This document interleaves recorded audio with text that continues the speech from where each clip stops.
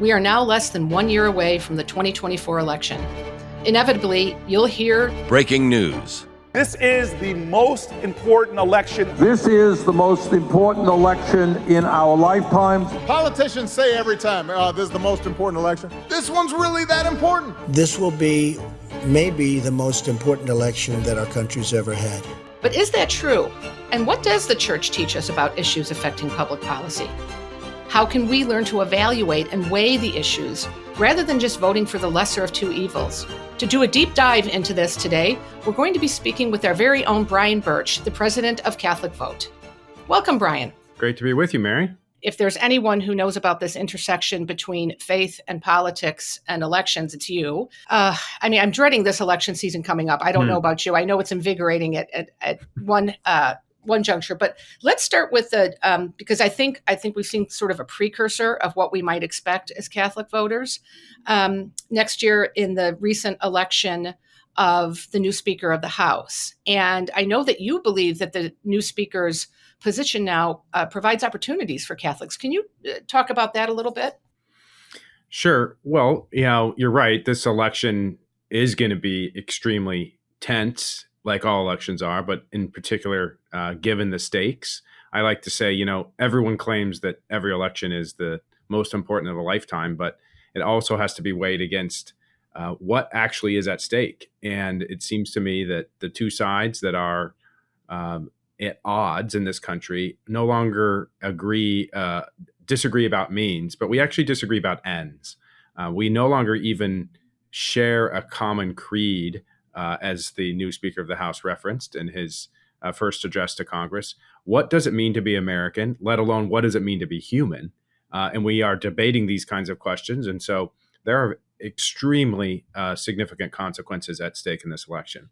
As to the Speaker, I'm very encouraged. I don't, by the way, have high hopes that we're going to see some fundamental changes in the near term. There's going to be, as I think I referenced in an interview yesterday, it's going to be an incremental march. But I think what's significant is those of us who believe that the cultural issues are actually foundational, not just to our faith, but obviously to the country and even to the economy and to whether the idea of the American experiment survives, that we are going to be given a place again at the table.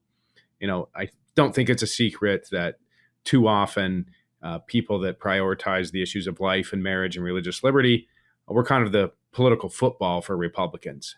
They placate us during election season. Then when it comes time to actually legislate, we're cast to the side so that we can focus on tax cuts, defense spending, deregulation, and the things that people care about. And of course, it's just a false choice. And the idea of a highly successful economy while the culture crashes, to me, is no country at all. Even this whole debate about economics versus social issues, one of the main arguments behind Republican push for tax cuts and deregulation is that this would free up companies and corporations to invest in their companies, to invest in their workers, to allow Americans to thrive.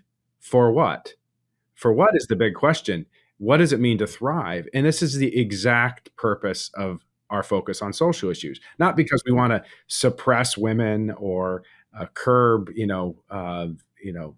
people's private lives. It's because we want the largest number of people to flourish. This is the idea of the common good that our church gives us, and the ends are no different. And so the fact that they're treated differently, as if there's economic issues over here and social issues over on the other side, where social issues are often jettisoned to the side, is a false choice. And I'm very hopeful that Mike Johnson, given his record, given his votes, given his history, given his faith, he's not Catholic, but he's a believing Christian, and a strong one at that. And given my own experience with him, I think I have a high degree of confidence that we're back at the table.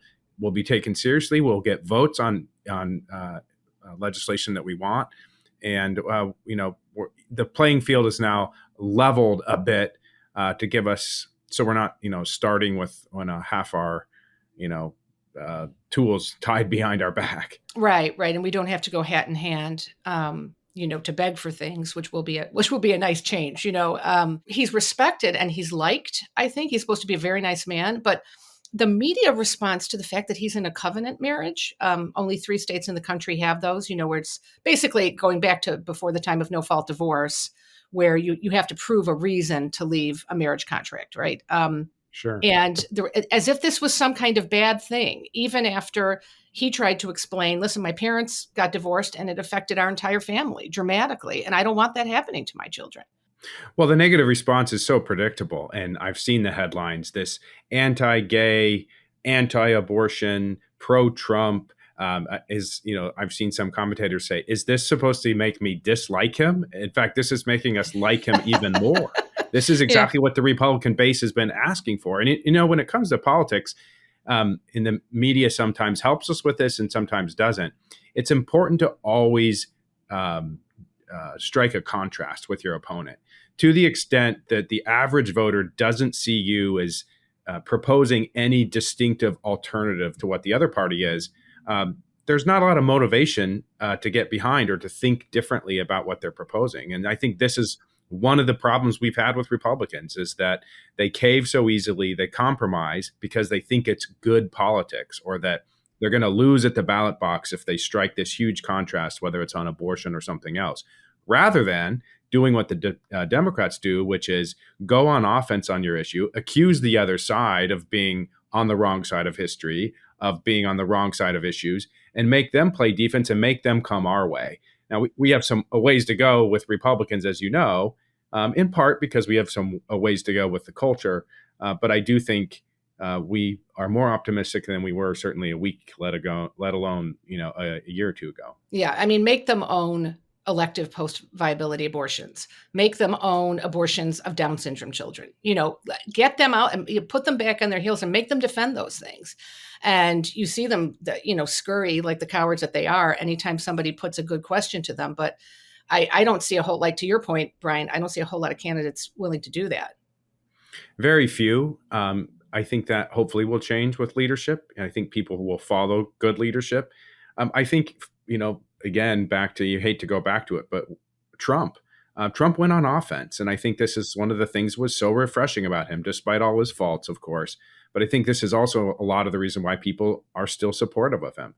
Yeah. They see him as one of the few Republicans willing to tell the media to, exactly what you think, and to not play the typical games that are designed, as the Lucy in the football, where we just are the puppets of some political game made to look like fools every time as they change the rules whenever it's convenient for them. I thought the Mike Johnson election, also did something that happened right after Dobbs. And I know I shouldn't have been surprised about it this time around, because after Dobbs, I really was shocked, Brian, by the number of kind of left-leaning Catholic publications and public figures who were decrying the Dobbs decision. I mean, everybody from Father Michael Flager to the people at NCR, the National Catholic Reporter.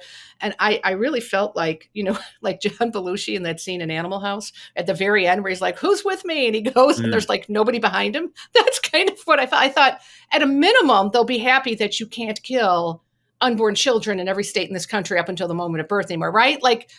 And they weren't.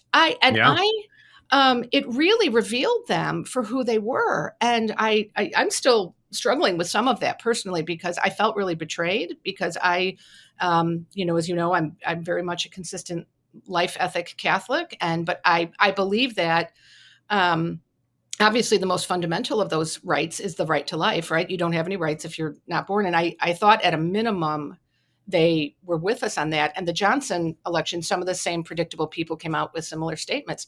What's your sense of this? I mean, I don't like to talk about our brothers and sisters in the faith in a negative light, but I just was shocked that they expressed some of the opinions that they did. All right, Mary, I'm going to question whether you were truly shocked. But the point being is that, as you know, and you've been around this crowd for a long time, that the idea that they will couch their faith in a way that will prioritize their political strategic political pragmatism is nothing new.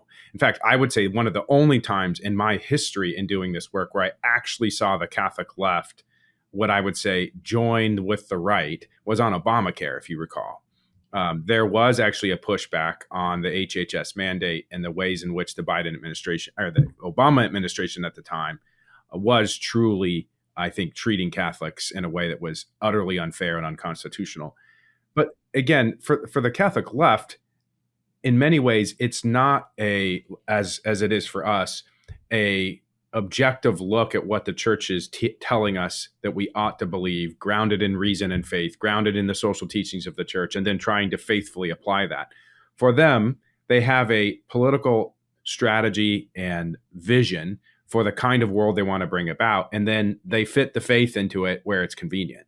And I don't think that's unfair, because I think if you look across a bunch of different issues, whether it be on religious liberty, whether it be on marriage, particularly on marriage, by the way, where they're openly seeking to undermine what it is the church teaches, that they don't look at politics in the same way that we do. We have a common friend, Dan Lipinski, a Democrat, a social justice Democrat who was unabashedly pro-life, and look at the way they treated him. I mean, that tells you all you need to know. There was zero support for him. He got more support from Republicans, including our organization, than he got from any of the Catholic left. Yeah, in fact, and evangelicals too. Yeah. Yeah, he was often the punching yeah. bag. Right. They didn't take him seriously. They didn't help him. He was what you might imagine the ideal kind of candidate for them, and they simply dismissed him. Yeah. And he took, and of course, as we both have the privilege of being a friend of his, and we know how seriously he takes his Catholic faith and how it does animate what he does, and that he's a very prayerful person as well. And to see them betray him that way, that was a very distressing thing. But it also, I think, Brian, I don't think, as you pointed out, some of them share the church's teaching on marriage. I don't think they believe it. And then I have sadly come to the conclusion that a number of them don't believe the church's teaching on abortion either. When we saw that open letter from, 40 or so Catholic women asking for the church for dialogue on abortion. And I mean, one of them sits on the Pontifical Academy for Life. Yes. No doubt. And I think this goes to what you kind of set it up with, which is you referenced yourself as a consistent ethic of life Catholic. And of course, this was a phrase that grew out of Cardinal Bernardine in the Archdiocese of Chicago, and his reference to the seamless garment, which of course has been kind of the punching bag of the Catholic right.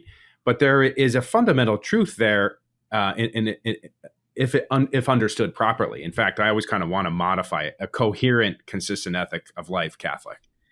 Because what it means is we do, as Catholics, believe that all issues matter, that there are moral questions involved in every political question, and that we don't simply say that the only issue that matters is abortion and that everything else is just a free-for-all. And our bishops have been very clear, and the church teaches this, not just because they thought it up, but because it's grounded in right reason, that the right to life is foundational. And if you don't get that right, you are not a consistent ethic of life Catholic. You're actually a very fragmented ethic of life Catholic. And this is such a frustrating part, because in a lot of ways, the Catholic right has moved in the direction of the Catholic left on some of the economic questions, on labor, for example, on even on some of the questions around trade. And yet, as the Catholic right moves that way and says, wait, there may be something here. We need to reindustrialize the country. We need to prioritize labor. The Catholic left says, we're going to move even further to the left now. Now we're the places where we might even have some common ground. We're no longer going to even, extend that hand. And it's really too bad, because there could be a real opportunity here, I think, if there wasn't this kind of politics first posture. Yeah. And, I think to your point about the what did you say? Cohesive, consistent ethic? Coherent ethic.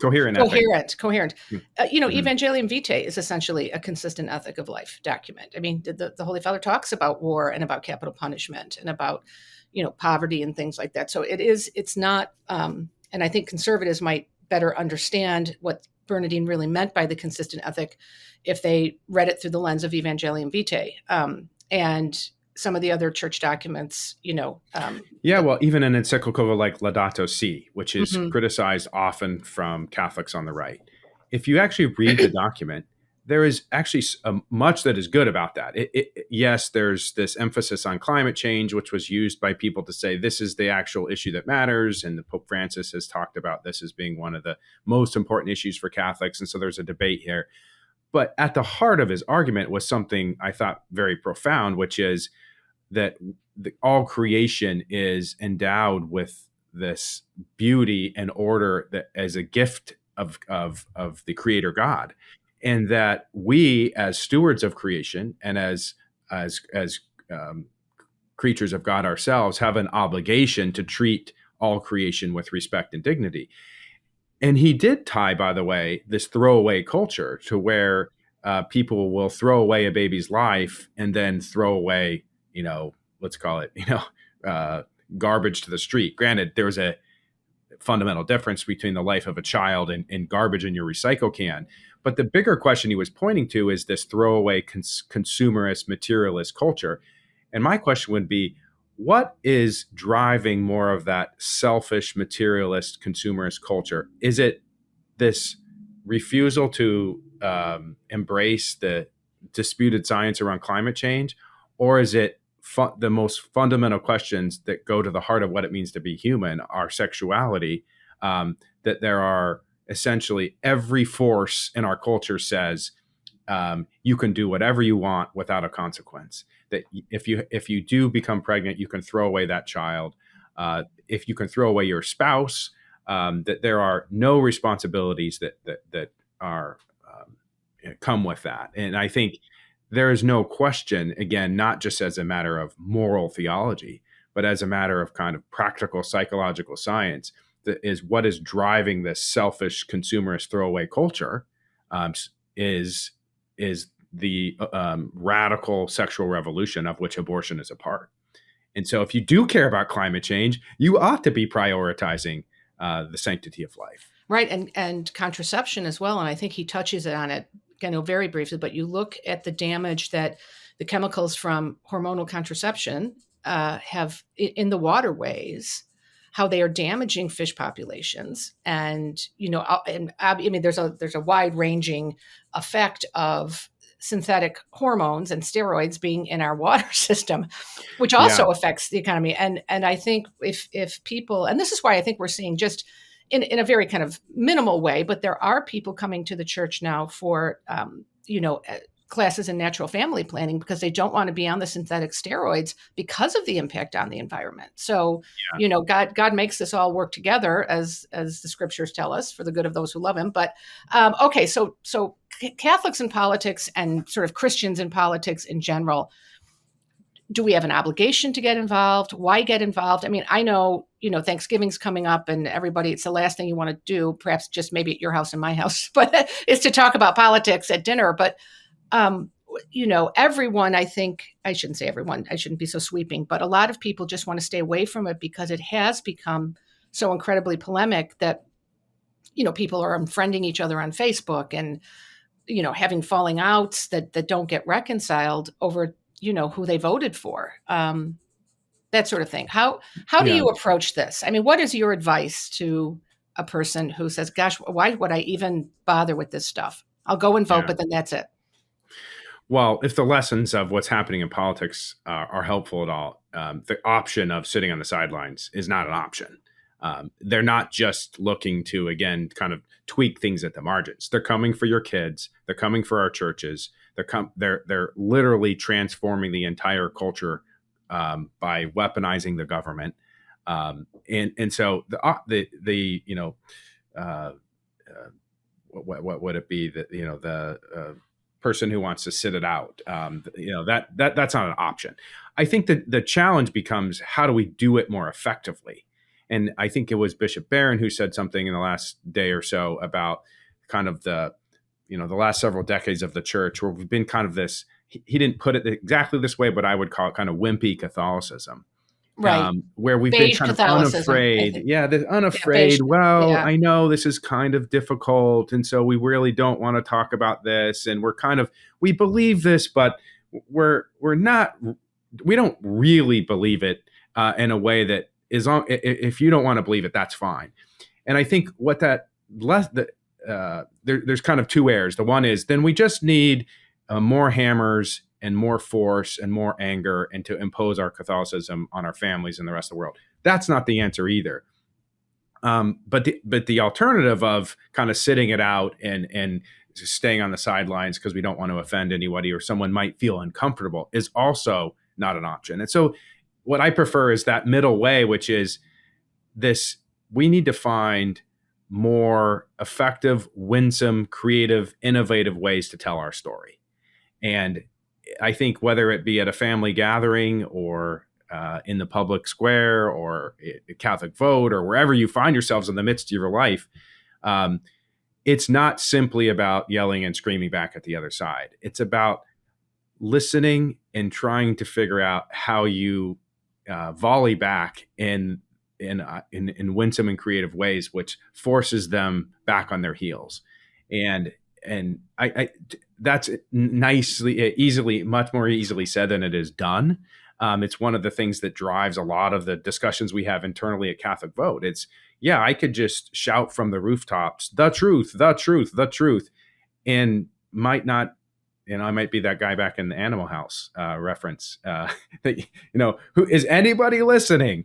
But the most effective things we've done is where we found creative ways to tell the truth that forces the other side to be defensive, whether it was our ad that we did, a pro-life ad using Obama, or whether it was our ad around marriage and not alone, and so many different things where they can't easily dismiss us. And that's where I think the church needs to recover this kind of what might be termed like entrepreneurial, artistic spirit, where we are creating new and better ways to tell our story, to tell the story of the good news, tell the story of we actually have a more excellent way. Happy with this world, the way it's going, record depression, anxiety, suicide, loneliness,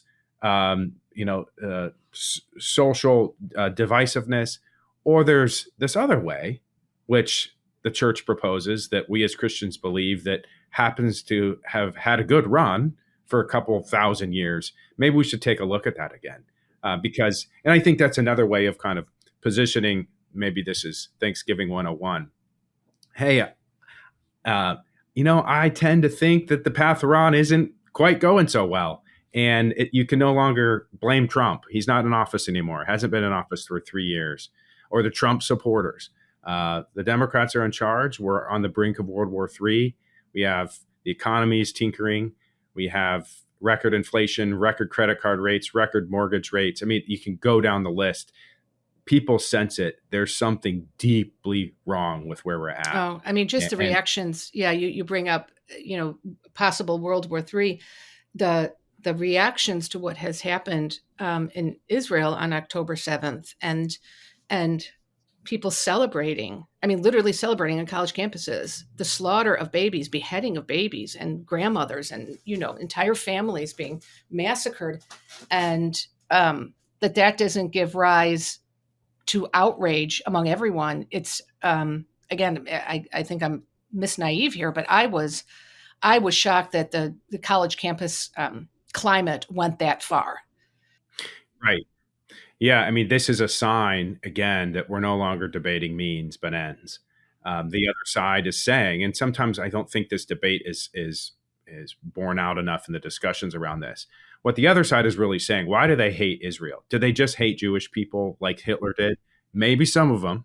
But I think for the vast majority of the left that is essentially apologizing for Hamas, what they're really saying is that Israel, and some of them say this openly, is an example of what they call colonization.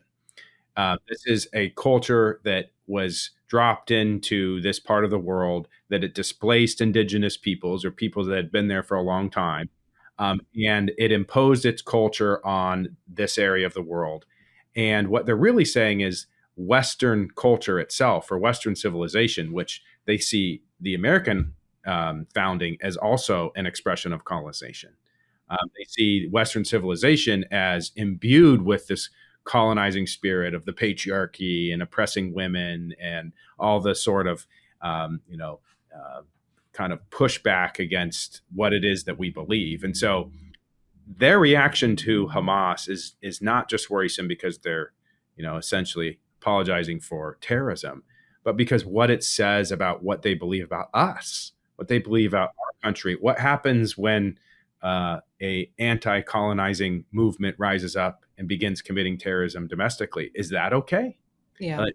It's not a far stretch to say that these people actually are endorsing violence against their ideological opponents and saying anything can be justified as long as it's attacking the West. Yeah. One of the most interesting comments I heard of a talk by a young woman who grew up in Palestine, but she's from a nomadic Palestinian ethnic group.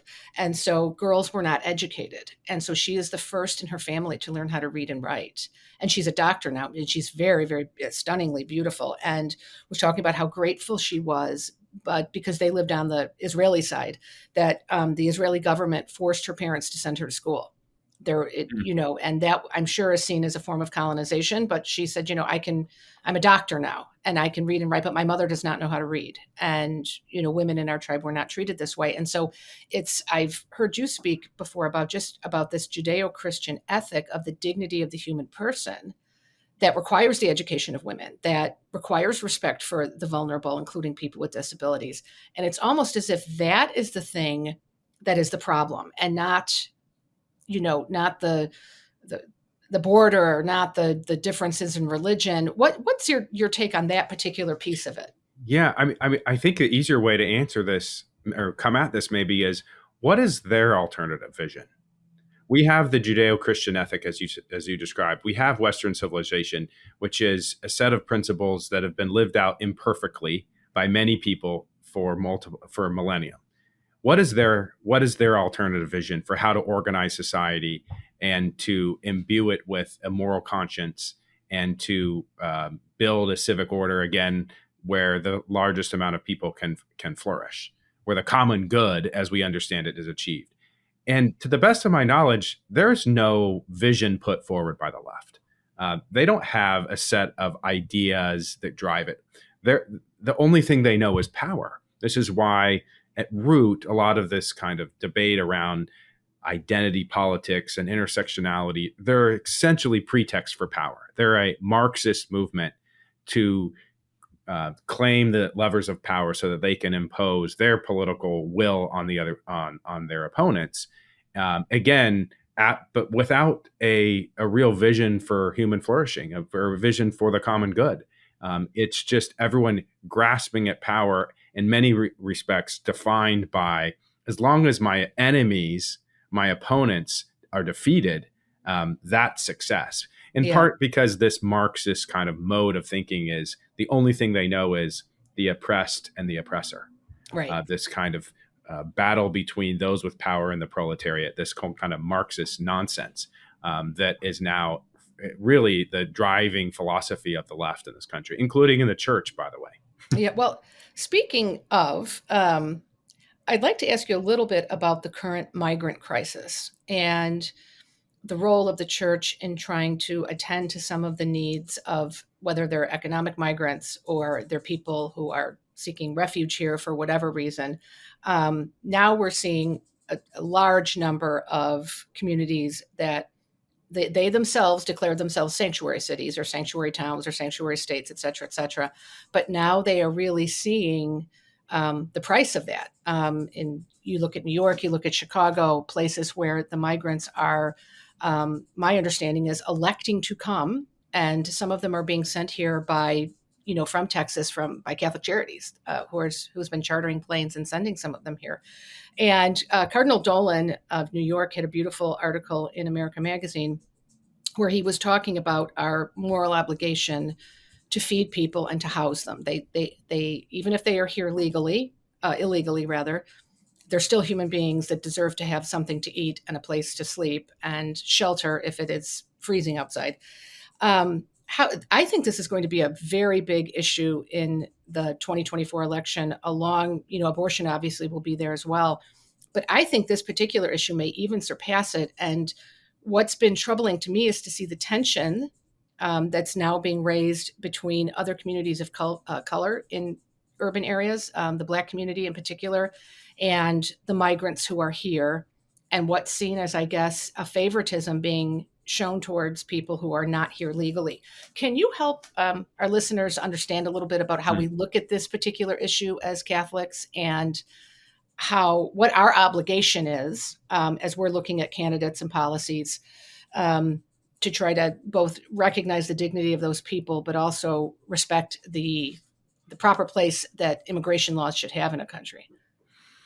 Yeah, we could do a whole episode on this, but I think the way you just ended it is exactly that there are essentially competing goods here.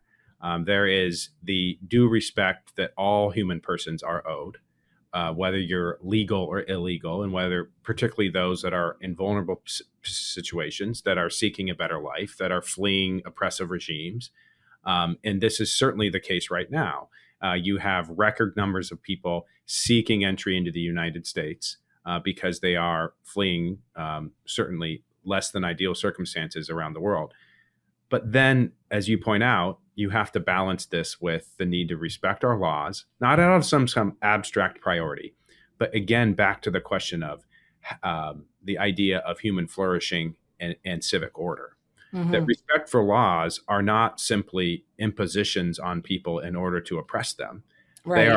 They are instruments by which we actually order our civic life together, so that we don't just have a chaotic situation. There is a need for law.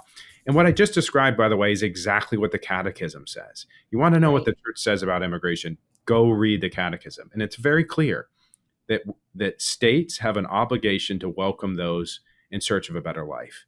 However, it also says, and this is important, the immigrants that are seeking refuge in other countries have an obligation to respect the laws of the country that welcomes them. And that borders are perfectly moral, perfectly normal, and the upholding of just laws and objectively just law that seeks to create an orderly process by which to welcome the stranger is perfectly defensible from a Catholic perspective. And I think this balance that we need to have here is, we certainly as a country can't welcome everybody. The United States can't be the place where the entire North American people unhappy in the North American continent come to the United States, particularly given the social services and things that we offer people. We're already going bankrupt as a nation. Not that we don't have a lot of wealth to share, and certainly a lot of charitable help that we ought to be offering. But I think one of the biggest challenges we have with this administration is that they are essentially sending a signal to the rest of our continent and to the world that you can come here, disobey our laws, and be rewarded. And when Trump says that, he's accused of being a racist, hater of poor people. And yet when blacks on the south side of Chicago say the very same thing, that, wait a minute, we can't just have everyone come into our neighborhoods, and that all now the social services and monies now go to them instead of us. Trump called that America First, and he was castigated by the left and by Catholic progressives. And I haven't heard a single Catholic progressive telling African Americans in Chicago that they are racist and that they need to shut up. So this is a difficult question to me. I think as faithful Catholics, we need to say, we need immigrants. Immigrants are wonderful. We need to welcome them, but we need to do it in a lawful process. And we need to send a signal that if you come to the United States, you have to go through the process and you have to respect our laws.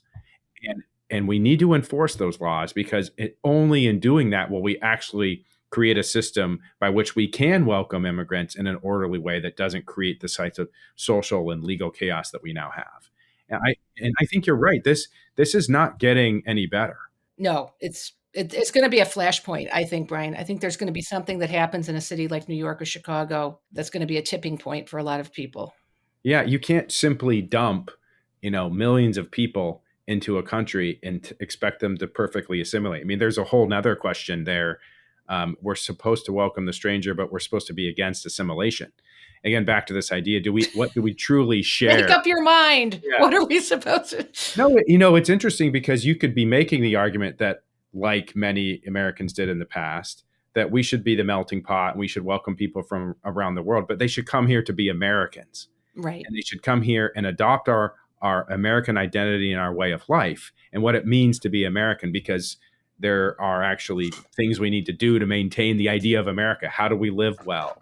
Right. How do you go and find work and not become dependent upon the state, et cetera? And obviously the whole kind of American creed that we're told is also filled with the oppressive, white male supremacy. Yes. Right. And so it's a challenge because I think the Catholic left has now been pushing this, and now the consequences of it are manifest. And, the people that are going to suffer the most are the migrants themselves, obviously, who are told, hey, come on in. And then they're cast into this just, crazy situation. And also the vulnerable communities in our own country that now see this as even further disruptive to their the stability of their community. Yeah, disruptive doesn't even begin to describe some of the neighborhoods in Chicago where they're taking away park district facilities, where these kids don't belong to country clubs, and they go to public schools where there aren't a lot of extracurricular activities that are funded, and these park districts were havens for so many families. And then just to tell them in 2 weeks this is all gone, and your preschool's gone, and your senior services are gone, and the Pee Wee Football League is gone, and I'm outraged at that. It is not right to do that to any community without its consent. What I'm most outraged about, though? Why are the Catholic Charities buses choosing to bring these migrants into the poorest communities? Why are they not going to the North Shore of Chicago? Why are they not building the tent cities on the first fairway of country clubs that dot the richest neighborhoods of Chicago? Those communities aren't impacted. They're sending their buses into the poorest places because they know they can get away with it. Yeah. Because they know if they sent these buses up into the white liberal enclaves in all of these major cities, they would stop it overnight. They did it, by the way, in Martha's Vineyard, and they accused Ron DeSantis of being the problem. He juxtaposed this utter shameless, hate has no home, welcome the immigrant sanctuary city, posture of the left. And then yet when the bus shows up, they want them out of there within 24 hours. Oh, they couldn't get them out of there. They were there less than 48 hours, right? They could not get rid of them fast enough. We have no resources here. Yeah. That's what we pay taxes for. Send them down with the rest of the poor people. Get them out of here. But the Galewood neighborhood in Chicago is apparently rich with resources that, we can put 1,800 people there as winter's approaching. And, and the piece of it, at least in the Chicago area, is, most of the 18,000 migrants that have been sent here are from Venezuela. And there's no Venezuelan community here really to absorb any of them. I mean, it's different if, you're from Mexico or Ireland or Poland or what have you. There's networks already set up of people there that can help with language, that can help with, other cultural factors that would help groups to either find a place to stay or assimilate. And there's none of that here. And so it's just such a mess. And I hope people do realize at the polls, I'd love to hear what you think might happen in some of these communities where people typically vote Democratic, if this might impact their vote, if they might see that, no, we can't be voting for these people who are continuing to do this to us.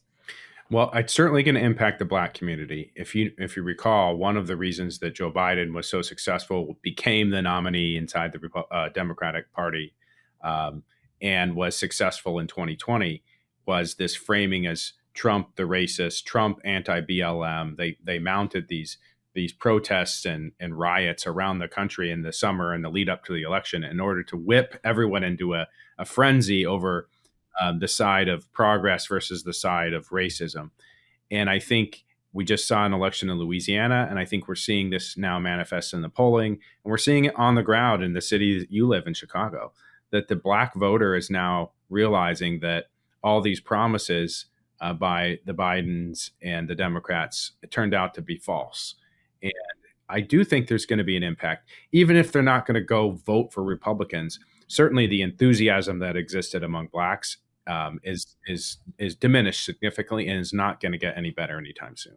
Yeah, and between that and then the issue of school vouchers, I think those are very critical issues for those communities because they would be game changers, right? One negative and one positive. But let's just touch on the issue of conscience, because we hear this a lot, especially if we're people in the pews, that we need to form our consciences and then vote according to our consciences. And unpack that a little bit in terms of some of the things we might not hear that we really should be thinking about when we're talking about forming our conscience as well. Yeah, this is such a good question, because when we do hear this, I'm going to vote my conscience, or I'm going to form my conscience and then make a choice. The idea there is the conscience is something that is personal to someone, and that it is subject to whatever my selfish desires ought to be. That my way, Frank Sinatra style, I'm going to do it my way is kind of the version of conscience that a lot of people adopt.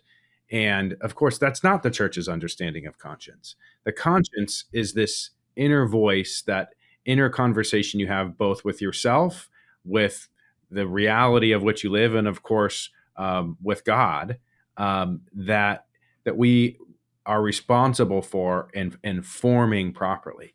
And I think this is the mistake we often make when we talk about forming our consciences, is we have to form them consistent with the truth about ourselves and the truth that the church teaches us.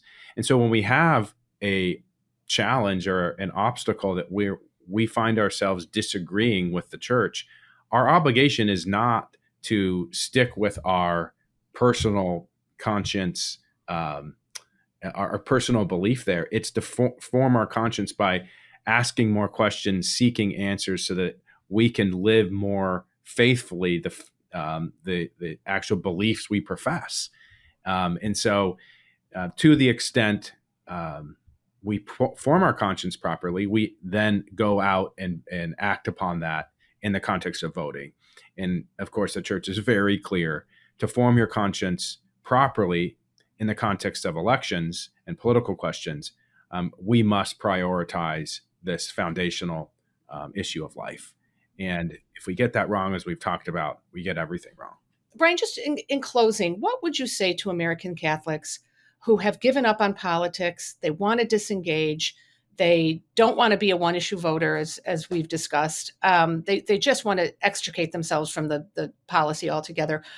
How would you encourage them? And what's your biggest reason for hope for this next election? Well, there's a couple different answers I would give. One would be, I saw every reference to an older poet who had commented on the building of the great cathedral in Cologne. And as you may know, this is this unbelievable Gothic cathedral, the greatest example of Gothic architecture, I think, in the history of the world. And I think it was a German poet who said, it took people with convictions to build a cathedral like that. Today, people don't have convictions, they have opinions. And my question for you is, and a question for people listening, are you just someone with opinions about politics or about the church, or about the world, or are you someone with convictions?